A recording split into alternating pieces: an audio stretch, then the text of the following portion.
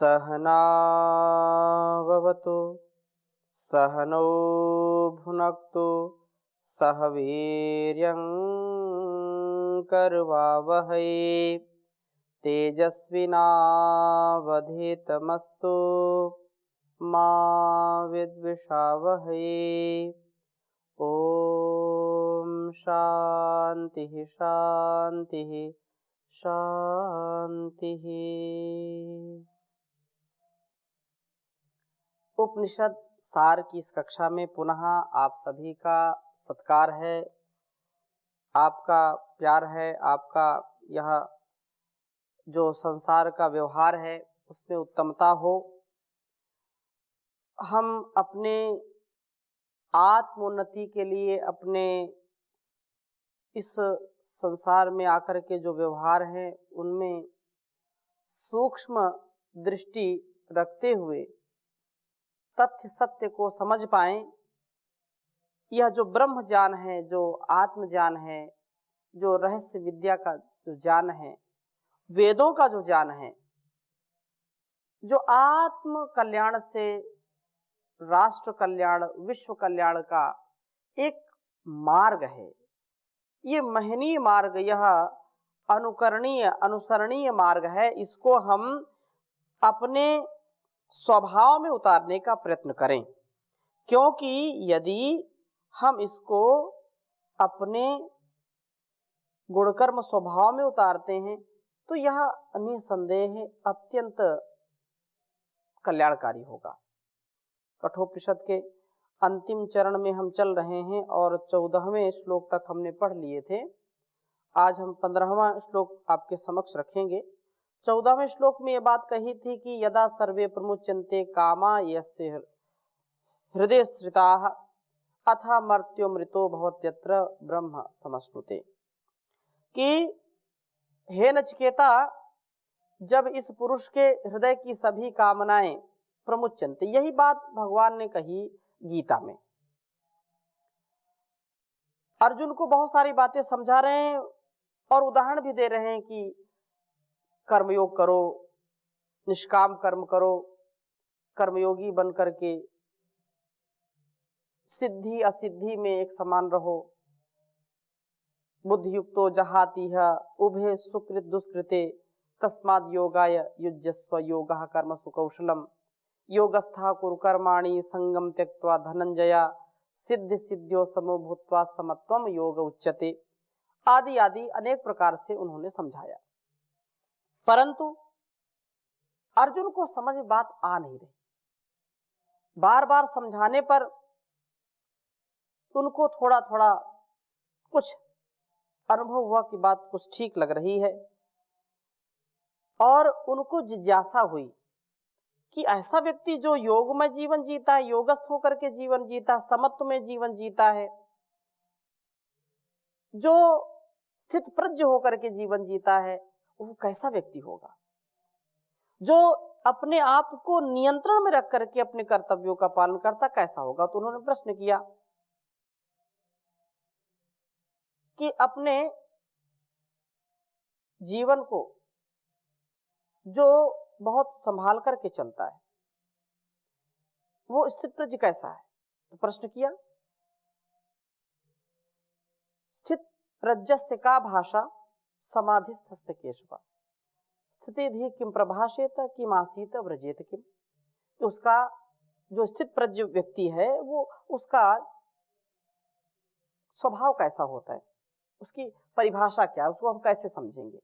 तो यहाँ पर जो श्लोक में बात कही है उसको मैं थोड़ा सा यहाँ पर आपके समक्ष निवेदन करता हूँ। यहाँ जो बात कही, यदा सर्वे प्रमुच्यन्ते कामा यस्य हृदय श्रिताः, कि हे नचिकेता, जब इस पुरुष के हृदय की सभी कामनाएं प्रमुच्यन्ते छूट जाती, चाहे जो भी, चाहे पुत्रेष्णा, चाहे वित्तेष्णा, चाहे लोकेष्णा हो, तब वह व्यक्ति जो मरण धर्मा है वह मनुष्य अमृतः मुक्ति की प्राप्ति कर लेता है। तो यही बात भगवान ने भी उत्तर दी। प्रश्न किया था, स्थित प्रज्ञस्य का भाषा समाधिस्थस्य केशव, स्थिति धी किम प्रभाषित किम आसीत व्रजेत किम। तो कहा भगवान ने प्रजहाति यदा कामान, यही बात कही, वहां पर शब्द केवल भेद है। प्रजहाति यदा कामान सर्वान पार्थ मनोगतान आत्मन्योवात्मना तुष्ट स्थित प्रज्ञस्तदुच्यते।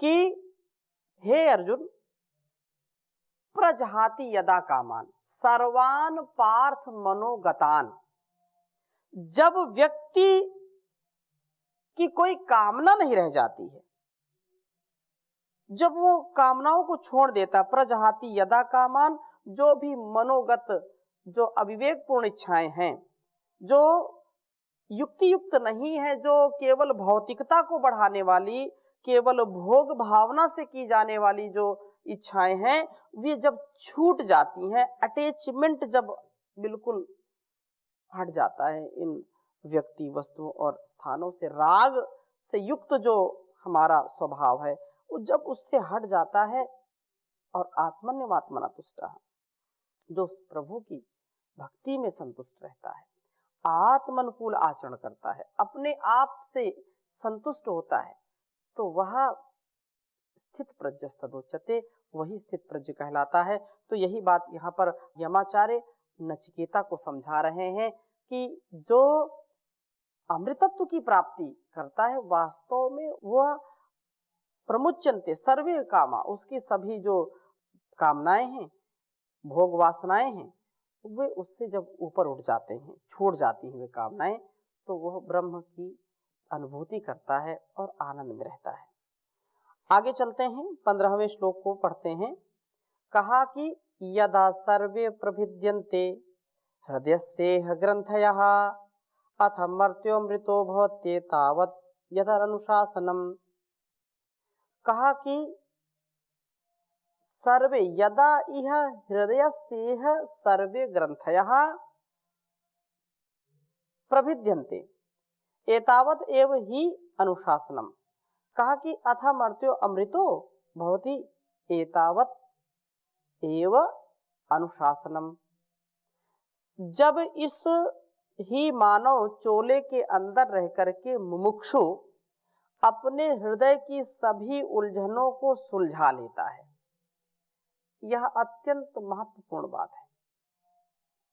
हम अपने मन की, अपने जो कुसंस्कार हैं, जो कुविचार हैं, जो उलझने हैं, उनको हम सुलझा नहीं पाते।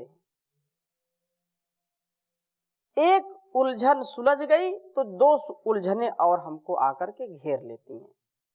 चाहे गृहस्थी हो, चाहे वानप्रस्थी हो, चाहे सन्यासी हो और चाहे ब्रह्मचारी हो, चाहे कोई राष्ट्र का नेतृत्व करने वाला हो या सामान्य प्रजा हो, चाहे नौजवान हो, चाहे किसान हो, धनवान हो, निर्धन हो, अपनी अपनी सबकी समस्याएं हैं, सबका एक जाल बुना हुआ है और उस जाल से वो निकल नहीं पाते। जितना निकलना चाहते हैं उतना वो फंसते चले जाते हैं। तो इससे निकाले कौन? निकलना तो सब चाहते हैं, कोई फंसना नहीं चाहता, परंतु जानबूझ नर करे ढिठाई। यदि प्रयास नहीं करेंगे और सच्चाई के साथ, अच्छाई के साथ जीवन को नहीं जिएंगे, तो इस बंधन से कोई बचा नहीं सकता, न कोई बच सकता है। तो इस ही मानव चोले के अंदर रह करके खटखट में पानी पीना पड़ता है। इस संसार में भी रहना है, सारे व्यवहारों को भी करना है। इन व्यवहारों से जो घर के हैं, परिवार के हैं, समाज के हैं, राष्ट्र के हैं, संसार के हैं और अपने खुद के, इनसे हम बच नहीं सकते। तो फिर कैसे करें? तो कहा कि इन सभी उलझनों को सुलझाना ही पड़ेगा। कोई एकांत में चला जाए और उलझनों से बच जाए, असंभव है। हाँ, जब तक वो अकेले में, तो मन से उसकी उलझनें चलेंगी।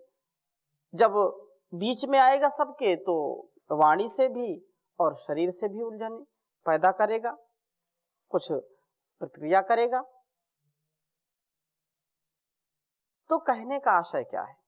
कहने का आशय ये है कि अपने जीवन को हम ऐसे जिएं कि बिल्कुल निर्लेप भाव से जिएं और इस संसार में धर्म अधर्म, न्याय अन्याय, सुख दुख, लाभ हानि, जय पराजय, ये सदा से रहें और सदा रहेंगे।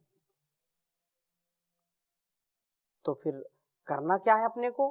अपने को ये करना है कि जितना पुरुषार्थ हो सके उतना पुरुषार्थ करके अपने को इन दोनों की द्वंद्वों के बीच में अपने आप को संतुलित बनाए रखें। लोभ की ओर जाना है, न क्रोध की ओर जाना है, न दुख खींच पाए न सुख खींच पाए, न राग न द्वेष, न मान की आशा हो न अपमान का अनादर हो। एक स्थान पर महर्षि ने कहीं लिखा कि विद्वानों को या जो विद्या अध्ययन में या जो भी श्रेष्ठ लोग हैं उनको मान को जो है बिल्कुल विष के समान और अपमान को अमृत के समान समझना चाहिए।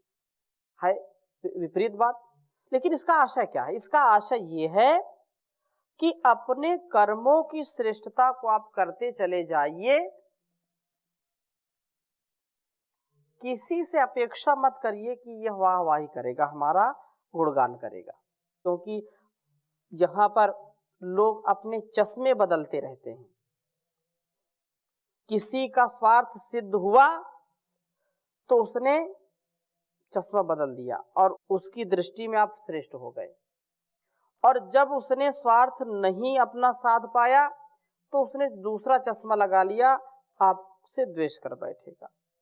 तो स्वार्थ से युक्त, राग और द्वेष से युक्त यहाँ संसार के लोग अपने चश्मे बदलते रहते हैं, अर्थात कहने का आशय दृष्टि बदलते रहते हैं। तो हम इससे बचें। संसार की उलझनों के बीच में ही अपने मार्ग को हमको प्रशस्त करना है, मार्ग बना करके आगे बढ़ना है। उनको प्रभिद्यन्ते, जो उनकी उलझनों को, अपने उलझनों को काट देता है, समाप्त कर देता है, तभी उसे मोक्ष प्राप्त होता है। एतावत एव ही अनुशासनम, इतना ही ब्रह्म विद्या के विषयक उपदेश है। मैं इतना ही जानता हूं और वह सब मैंने तुझे बता दिया है। तेरे तीनों प्रश्नों का उत्तर जैसा मुझसे बना मैंने बतलाया। अब आप अपने घर जा सकते हैं। जब आपके पिता मेरे यहाँ से आते देखेंगे आपको तो आत्म प्रसन्न होंगे कि जिस कामना से मैंने अपने पुत्र को यमाचार्य के पास भेजा था, वह मेरा पुत्र मेरे मनोरथों को सफल किया है। अब आप अपने घर को संभालें। मेरा सर्वमेध यज्ञ समाप्त हुआ। मैं अब वन में तप हेतु जाता हूँ, तप करने के लिए जाता हूँ, क्योंकि नचिकेता अपने पिता के लिए यह सारा कार्य किया था और पिता की भी उदारता थी कि उस आचार्य के पास जाकर के एक अच्छा जो प्रामाणिक शिष्य कैसा होता है उन्होंने यह सिद्ध किया। तो यह जो 15वां श्लोक है, इसकी जो चर्चा है, इसमें हमको यह समझना चाहिए कि हम अपने स्वार्थों को छोड़ करके अपने उलझनों को, उलझने अनेक प्रकार की, पारिवारिक उलझने हो सकती हैं, आर्थिक, सामाजिक, शारीरिक, मानसिक उलझने हो सकती हैं, रोग हो सकते हैं, दोष हो सकते हैं। कोई संसार में बचा नहीं इन उलझनों से। तो फिर करना क्या है कि उलझनों में ही रह करके अपने जीवन को सुलझाना है। बंधन में रह करके बंधन से निकलने का प्रयत्न करना है। कीचड़ में रह करके जैसे कमल ऊपर उठ जाता है और खिलता है, उसको कोई कीचड़, कोई जल उस पर लेप नहीं कर सकता, अपना उस पर प्रभाव नहीं डाल सकता। तो ऐसे हम भी जीवन को जिए, जो दूसरों से प्रभावित न हो, उन समस्याओं का समाधान हम कर पाएं।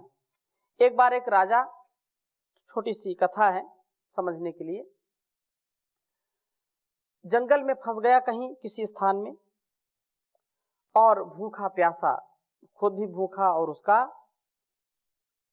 घोड़ा भी प्यासा।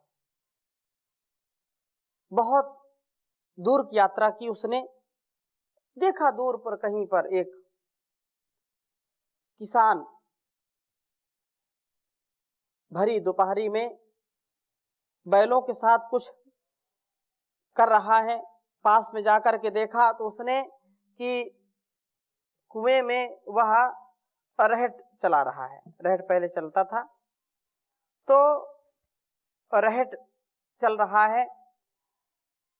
तो राजा ने कहा कि हे किसान, मैं बहुत प्यासा हूं, मेरा घोड़ा भी प्यासा है, तो क्या मैं पानी पी लूं? किसान ने सहर्ष स्वीकार किया, ठीक है राजन, आप पानी पी लीजिए।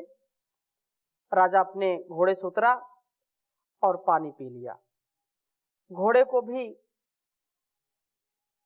पानी पिलाना चाह रहा है, लेकिन घोड़ा जैसे ही पानी पीता है तो खट खट की आवाज आती है। घोड़ा बिचक जाता है, घोड़ा पानी पी नहीं पा रहा। राजा ने कहा, ये किसान, ये तुम जो खटखट चला रहे हो इसको थोड़ा सा बंद कर दो तो मेरा घोड़ा कम से कम पानी पी ले। किसान मुस्कुराया, कहा कि राजा, यदि खटखट बंद हो जाएगा तो पानी भी नहीं आएगा, क्योंकि रहट जब नीचे से ऊपर आता है पानी लाता है, और बंद होगा तो पानी नहीं आएगा। इसलिए यदि पानी पीना है तो खटखट में ही पीना पड़ेगा। तो संसार की जो खटपट है, संसार का जो यह रहट चल रहा है, इस रहट में हमको अपने आत्मोत्कर्ष के लिए, आत्मोन्नति के लिए स्वयं मार्ग बनाना पड़ता है। स्वयं हम इन मुसीबतों का, इन समस्याओं का समाधान निकालें और सच्चे मुमुक्षु बन करके, ज्ञान के पिपासु बन करके, ज्ञान का आधान करके अपने जीवन और इस जगत की भलाई के लिए सदा सर्वदा आगे बढ़ते रहें। यही उन्नति का एक मार्ग है। और उस प्रभु की हम भक्ति करें, उसकी शक्ति का अनुभव करें, तभी यह संभव हो सकता है। और प्रभु तो हमारे ओर है, यदि हम उसके प्राप्ति के लिए एक कदम आगे बढ़ाते हैं तो वह 10 कदम हमारी ओर आता है, क्योंकि उसको कहीं ढूंढने जाने की आवश्यकता नहीं है, वह तो हम सबके पास रहता है। और स्वयं उद्घोष किया है, बहुत सुंदर आर्य प्रकाश जी ने लिखा है, पास रहता हूं तेरे सदा मैं, अरे तू नहीं देख पाए तो मैं क्या करूं। पास रहता हूं तेरे सदा मैं, अरे तू नहीं देख पाए तो मैं क्या करूं। मूढ़ मृग तुल्य चारों दिशाओं में तू ढूंढने मुझको जाए तो मैं क्या करूं। कोसता दोष देता है मुझको सदा, मुझको यह ना दिया, मुझको वह ना दिया। श्रेष्ठ सब से मनुष्य तन तुझे दे दिया, सब्र फिर भी ना आए तो मैं क्या करूं। श्रेष्ठ सब से मनुज तन तुझे दे दिया, सब्र तुझको न आए तो मैं क्या करूं। तू नहीं देख पाए तो मैं क्या करूं। तेरे अंतःकरण में विराजा हुआ, करना यह पाप करता हूँ संकेत मैं। तेरे अंतःकरण में विराजा हुआ, करना यह पाप करता हूँ संकेत मैं। लिप्त विषयों में होना सीख मेरी भली, ध्यान में तू ना लाए तो मैं क्या करूं। पास रहता हूँ तेरे सदा मैं, अरे तू नहीं देख पाए तो मैं क्या करूं।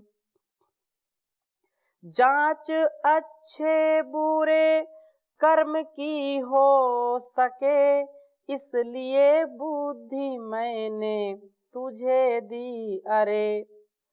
जांच अच्छे बुरे कर्म की तुझे हो सके, इसलिए बुद्धि मैंने तुझे दी अरे। किंतु तू मंदभागी अमृत छोड़कर, किंतु तू मंदभागी अमृत छोड़कर घोर विष आप खाए तो मैं क्या करूं। पास रहता हूँ तेरे सदा मैं, अरे तू नहीं देख पाए तो मैं क्या करूं। फूल फल शाक मेवा व दुग्धादि सम, मधुर आहार मैंने तुझे हैं दिए। फूल फल शाक मेवा व दुग्धादि सम, मधुर आहार मैंने तुझे हैं दिए। तू तमाकू नशे मद्य मांसादि खा, रोग तन में बसाए तो मैं क्या करूं। पास रहता हूँ तेरे सदा मैं, अरे तू नहीं देख पाए तो मैं क्या करूं।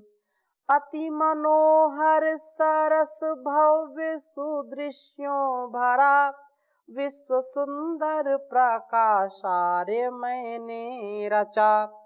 अति मनोहर सरस भव्य सुदृश्यों भरा, विश्व सुंदर प्रकाशार्य मैंने रचा। अपनी करतूत से स्वर्ग वातावरण, अपने करतूत से स्वर्ग वातावरण नरक तू ही बनाए तो मैं क्या करूं। पास रहता हूँ तेरे सदा मैं, अरे तू नहीं देख पाए तो मैं क्या करूं। मृगतुल्य चारों दिशाओं में तू ढूंढने मुझको जाए तो मैं क्या करूं। तो हम उसको अपने अंग संग सदा माने समझें जाने, और ऐसा जब जान लेंगे मान लेंगे और ऐसा जीना आरंभ कर देंगे तो कहीं बाहर जाने की आवश्यकता नहीं होगी।